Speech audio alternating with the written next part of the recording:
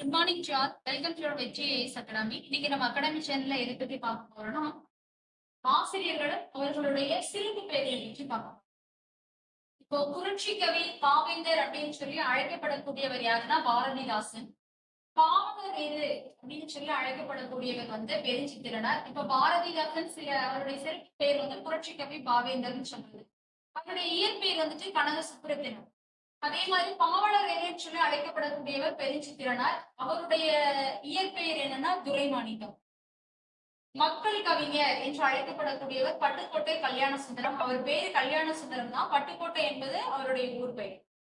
திராவிட நாட்டின் வானம்பாடி என்று அழைக்கக்கூடியவர் யாருன்னா குடியரசு.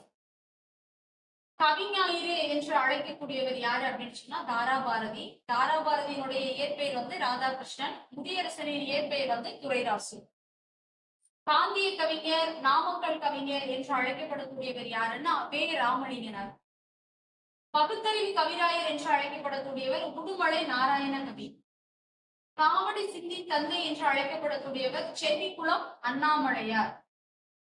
தமிழ்த்தென்றல் என்று அழைக்கப்படக்கூடியவர் யாருன்னா திருவிக்கா அவர்கள். திருவிக்கா அப்படின்னு சொல்லும் போது திருவாரூர் விருதாச்சலனார் மகனார் கல்யாண சுந்தரனார் என்பது அவருடைய முழு பெயர். நன்றி.